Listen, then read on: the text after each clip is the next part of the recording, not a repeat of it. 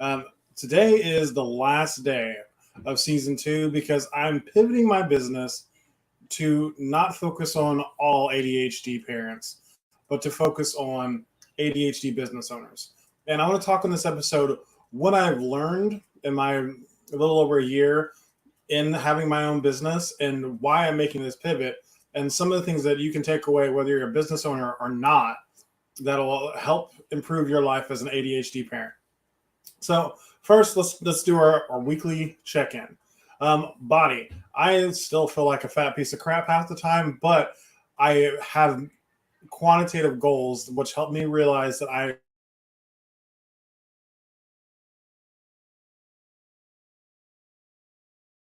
take are getting longer and longer. And the way I feel whenever I get back is what really tells me that things are getting better because I don't need to immediately sit down. I don't need to rush to the chair and, grab for relief because my back is in so much pain. So things are opening up. My body is starting to be more of a tool instead of an obstacle. So that's exciting. Being my relationship with myself has been pretty good. I'm getting to know myself. I'm doing the routine and schedule to put myself in power, and that's good. My relationship with God has been a little bit of a struggle this week because I thought that we'd have found a place by now. I thought that we would be living somewhere that we called home by now, and not having found that place has me questioning whether or not God called me on this, has chosen me to make this trip that I felt very called to do. And that hiccup in my faith has been hard to deal with, but I feel more on track today. It's okay to feel bad. It's okay to have doubt. It's okay to struggle. The important thing to remember is not to live in that struggle, to feel it, appreciate it, validate it, but then to move out of it, to realize that feelings are transitory. They can come and go. You need to focus on the facts of which you can prove. And I heard the message. I know that.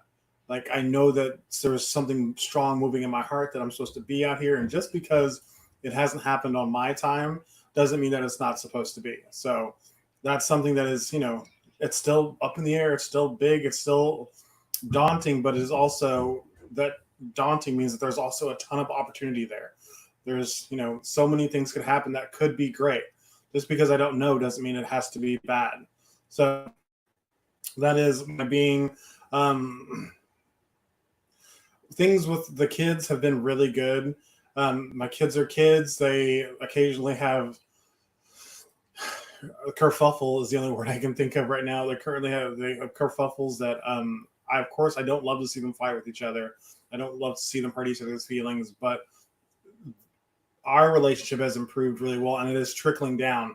Me being a kinder and more loving father is starting to prove dividends with them being kinder and more understanding with each other. It's taking time, and it will take time because I haven't been a great example as a parent the entire time, and that's something that has to be dealt with. So trying to show them the right way now. Things with Kate and I are back on track. There was a big blow up this week because I was once again I was doubting the path for the first time, and in over a month and a half, I was vocal about the fact that I kind of felt like we were doing the wrong things, and I didn't feel like I was getting support in that moment, and I kind of blew up, and I didn't really control my reactions the way I would like, and I definitely had a big tantrum, and I had to go for a walk and recollect myself and apologize to my family. And I don't even know if I've done that yet. I probably need to do that again just to make sure, because I still feel a little guilt about that. So I don't love that part, but the fact that I'm able to own it and talk about it means that I'm not hiding from those bad moments anymore, which means I can solve them. I can find solutions. I can learn how to resolve them and not be that kind of person all the time. I've already drastically reduced that kind of behavior over the last year, and I would like to completely eradicate it, but it is hard for a tiger to change his stripes. So I'm working on it. Things are getting better. Lastly, my business. This whole episode is kind of spurred on by the fact that I'm ready for a change in my business. I spent, I guess, 6 months exclusively trying to talk to ADHD parents and get them to believe in themselves and invest time and energy in themselves, whether it be working with me for free or working with me through paid programs. And sometimes I can't get them to invest money to work with me, and sure, that's fine, whatever. But even the people I've worked with who have paid me, at getting them to invest the time and energy into themselves to do the things that I know that work, that I've proven to work. There's tons of evidence that work. There's a missing piece for them to invest in themselves. And it has been a massive struggle to get people to do the work for themselves. And initially, I managed that gap by trying to do the work for them. It was like, I'll give you the answers, I'll carry you to the destination. And what I found is I just built more weakness. Like if I carry you to the top of the mountaintop and then you have to walk back down, you're not going to be strong enough to do it, because the strength that you build climbing up is what makes you the person that's able to stay there. And I didn't understand that initially, but once I learned that, I stopped doing the work for them. But I realized that the people I was working with weren't willing to invest themselves into themselves. And I don't think it's because it's the wrong people. I think it's the wrong time. I don't think I'm catching people in the time in which they are ready to make the change in their lives. Like, I'm trying to convince them that it's time to make a change whenever I'm supposed to facilitate the change. You're supposed to be ready for things to change. I'm supposed to help facilitate that. And I think that that's going to be much easier to do if I'm working with ADHD entrepreneurs, people who have already shown that they're willing to do work to build something for themselves. It's not even about the money. It's about people who are willing to put in work to make their lives better.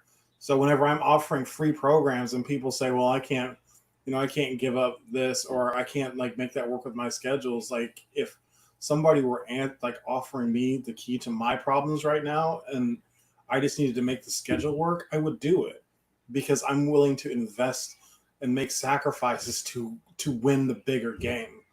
And that's a mentality that sometimes comes from big failures and like bad things happening.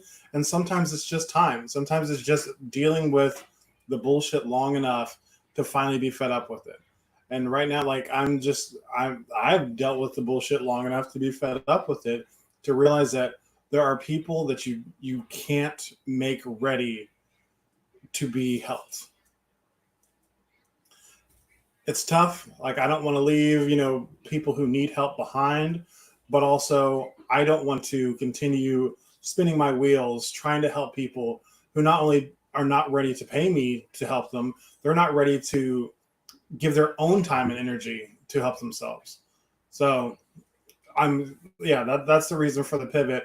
But some important things that I learned along the way is consistency is key.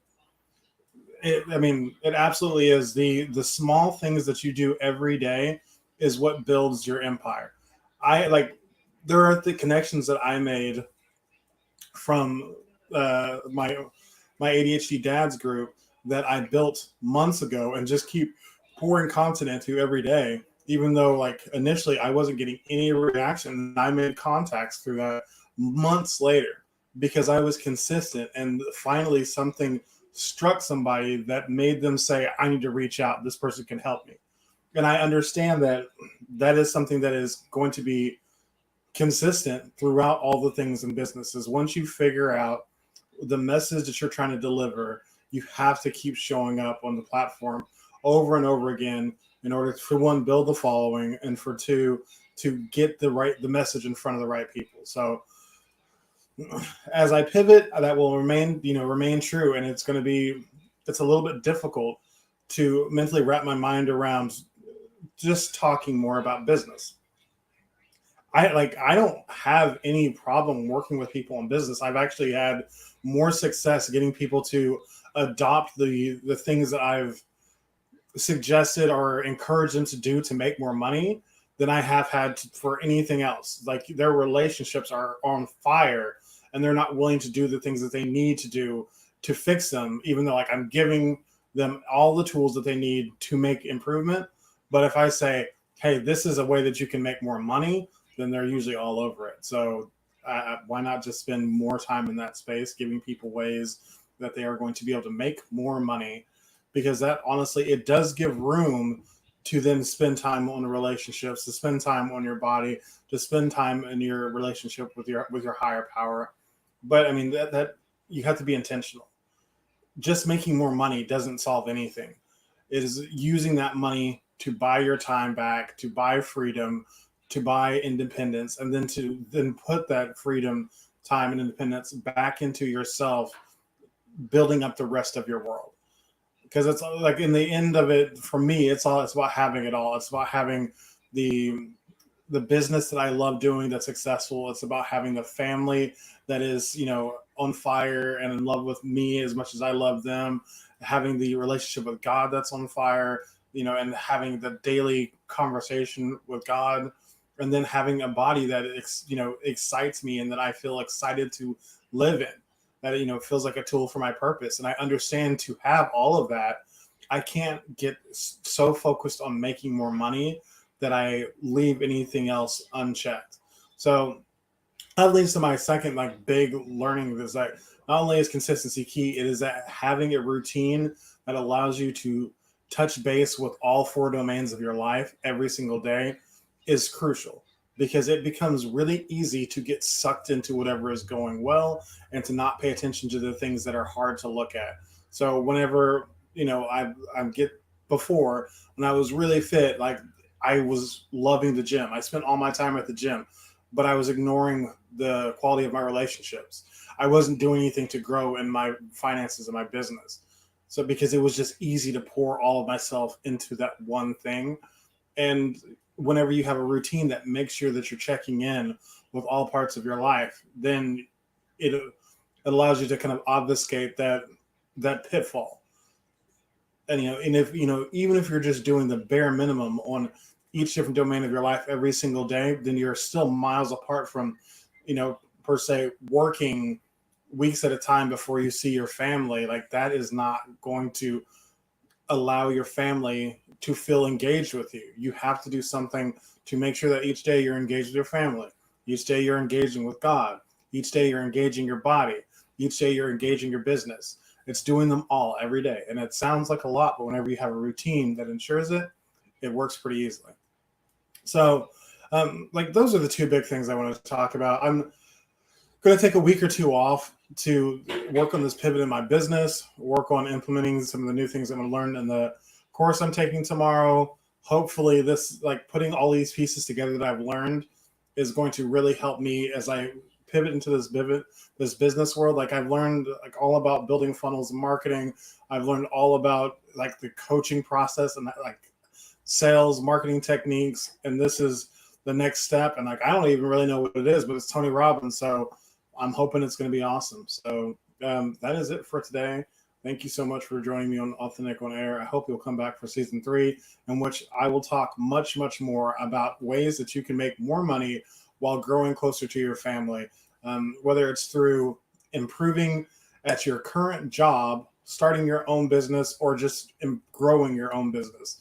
Those are the things I'm going to focus on, and I'm going to give them an ADHD, twist, because regular mainstream philosophy doesn't always work whenever it comes to the ADHD mind. So being an ADHD entrepreneur, I have learned some ways to tweak those things that make them a little more applicable to the regular ADHD person. So stay tuned for that. Please follow, and share if you enjoy this content, and help me reach the people who need my help. Bye.